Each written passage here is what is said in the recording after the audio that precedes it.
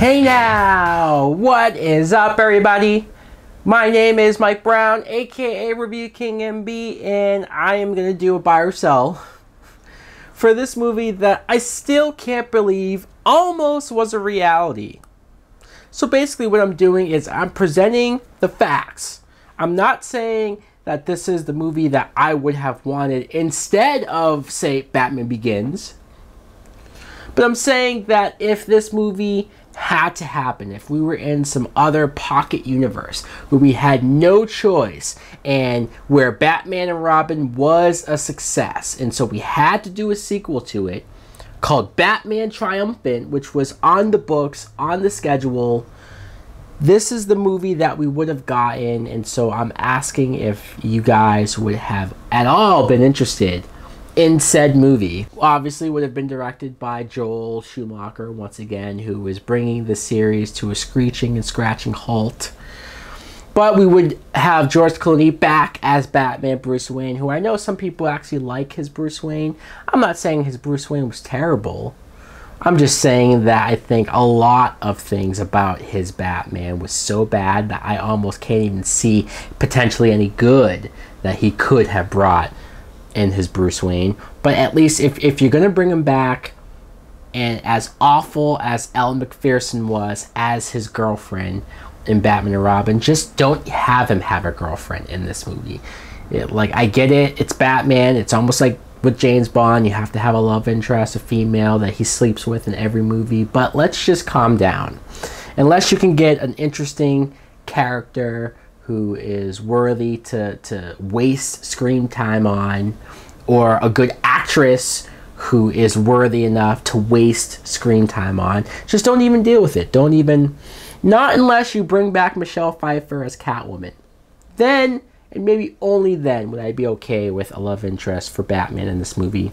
Chris O'Donnell as Dick Grayson Robin, yeah, where do you go with him after Batman and Robin, because he was so annoying, just whining and complaining over and over again? At least when Dick Grayson leaves to become Nightwing, you understand his reasoning for going against Batman. You see his point of view, not just him whining like a dick, literally. So you could do that here though, where he does leave to become Nightwing. It won't have the emotional impact that I might have wanted because he just came off so poorly in the last movie, but at least there would have been some attachment to a Robin before he left. Alicia Silverstone, I've heard both that she was going to come back, and then I heard that she wasn't going to come back. Who really knows? Honestly, she was so terrible as an actress that I would have been more than happy to not bring her back, or even the character back. It so disappoints me to see what they did to Batgirl, or Barbara, who's not even Barbara Gordon because she's Alfred's niece, and however much that might make sense. The only decent thing and the only decent reason to have her there is if you do bring Catwoman back, then maybe a little cat fight between Batgirl and Catwoman might serve some decent time waster. Michael Goff as Alfred Pennyworth. The actor died in 2011, so he still would have been alive to do this movie. After him and his McGregor syndrome bout, I still never really bought that character would just survive after that and he's just going to be okay. So really, at the end of the day, he could be a parental figure for Barbara, but what else are you going to do with him, sadly? Pat Hingle, who played Commissioner Gordon in those 4 Batman movies, he died in 2009. He still would have been alive for this, but honestly, what do you do with him? His role was getting smaller and smaller with every movie because their Gordon was so useless and so just a nothing of a commissioner. Did absolutely nothing. As far as the main villains, rumor had it that Scarecrow, Jonathan Crane, was going to make his appearance, which he eventually did do in Batman Begins, but this time he would be played by either Jeff Goldblum, which isn't terrible. Obviously, he played the scientist in so many movies, The Fly and Jurassic Park, like you could see it. But also, they were thinking about Howard Stern. Howard Stern actually confirmed this on his radio show that, yeah, they came to him with this.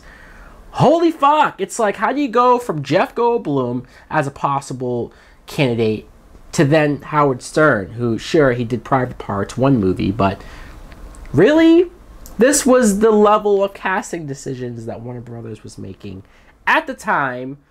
The only good thing about just having Scarecrow here is that, yeah, it's a different villain. They might be able to do some cool stuff with this fear gas and dream stuff. But one idea that they had was that Batman would be put under the dream fever and he would get hallucinations of Jack Nicholson returning as the Joker. And that's almost something that makes me go like, wow. There's a part of me that just wants to go, I don't want to undo history to get this movie. I just want to get myself temporarily to an alternate universe where this movie did get made, so I can see Nicholson for one more time play the Joker and just how wacky that would have been. Also, rumored Danny DeVito would come back as the Penguin to be yet another dream sequence for Batman to deal with. And again, I'm one of the few people who love Danny DeVito's Penguin. As different as it is, it's still something I have fun with. Another villain, though, is Harley Quinn, who we finally got recently with Margot Robbie, and I love her portrayal as Harley. I think it's the perfect version that we could have gotten. I'm curious what Brittany Murphy could have done if she was still alive with it, because I feel like that was rumored too.